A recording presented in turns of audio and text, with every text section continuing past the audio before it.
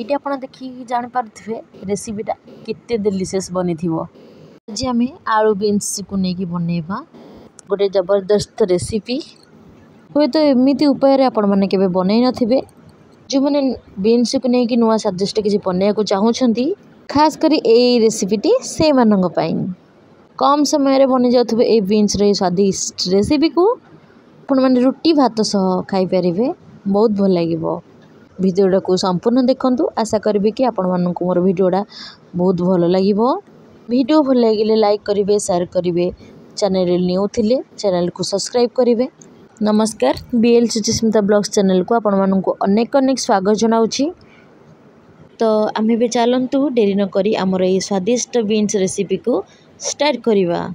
Beans Alur ये स्वादिष्ट recipe बनवाई मुझे 400 ग्राम मोर बीन्स नहीं जहाँ भाव में मुझे गोटा धोईकी ये लंबा लंबा पीसेस काटिकी रखी आपको आहरी मैंने छोट छोट कर काटिपारे।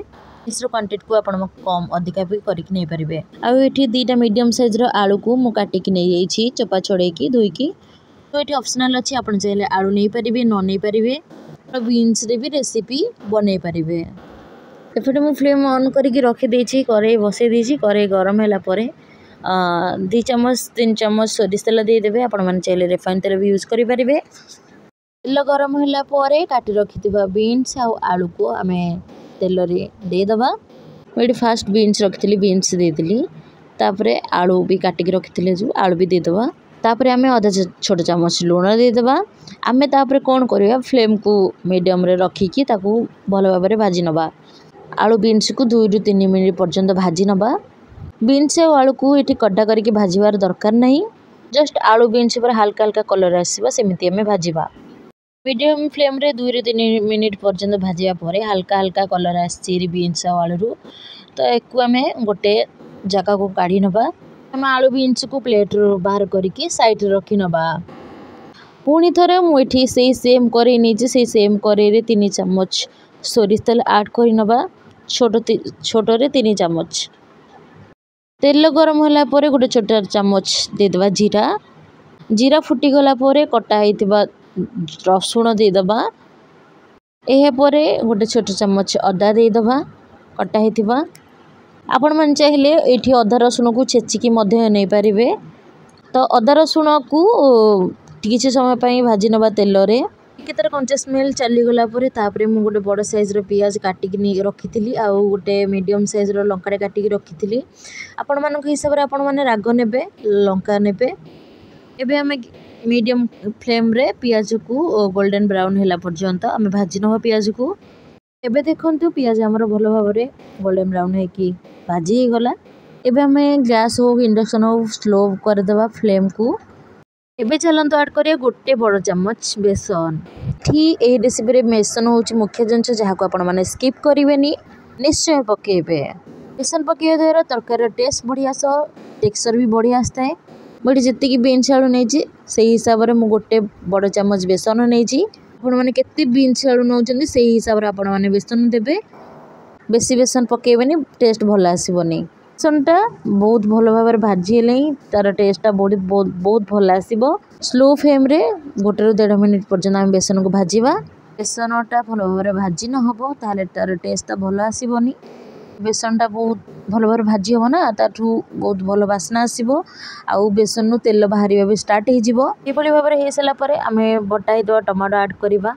मुझे गोटे बड़ साइज टमाटो को बाटिक नहीं आप चाहिए काटिक भी नहीं पारे। प्रथम आम गोलेदवा गैस फ्लेम को स्लो कर नवा। ये आम किसी गुंड मसला ऐड करवा।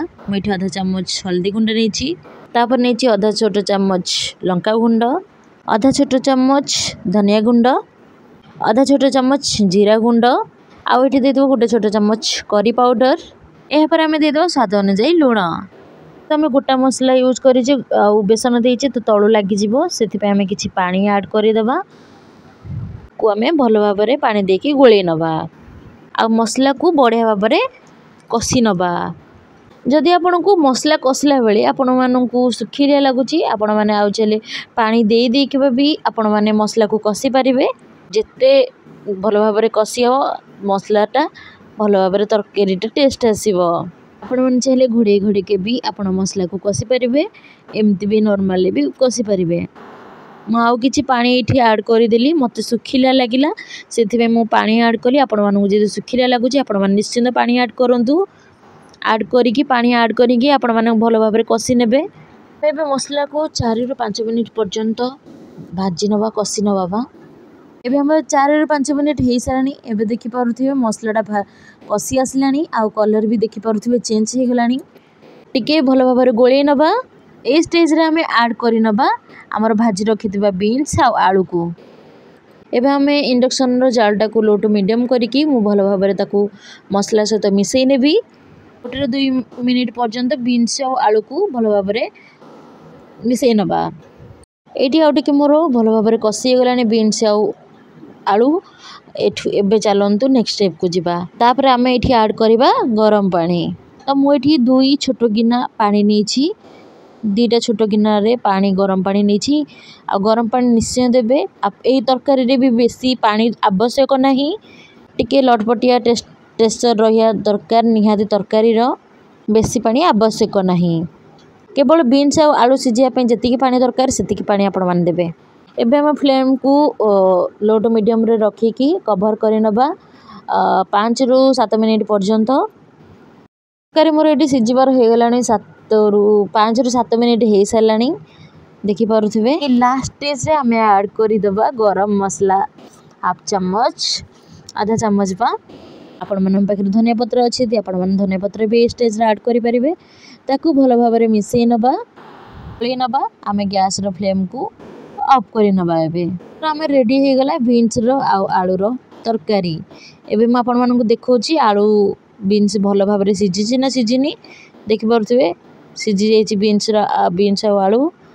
देखिए आलू तो पूरा सिझी जाइए बढ़िया भाव में सिझी जाइए मोर ये आलू आ बीन्स ये आपण मानक मु तरकारी बर्तमान टेक्सचर देखौची केमती हेजी चलंतु एमती कि कहितले म आपण मानक ये तरकारी टेक्सचरटा लटपटिया वाला रहिबो जुकजुका टाइप रो रहिबो जेमती कि रुटी भात रे खाइबा को आपण मानक बहुत भल लागिबो बहुत टेस्टी लागिबो आपण निश्चिंत गोठेर बनांतु ये रेसिपीटा को केमिति लागिला आपण मो सहित आपण मनक अनुभूति मो सह शेयर करंतु ताले आज पे मु रहूची पुणी आसीबी आ गोटे रेसिपी नै कि से पर्यंत रहिली नमस्कार बाय टेक केयर जय जगन्नाथ।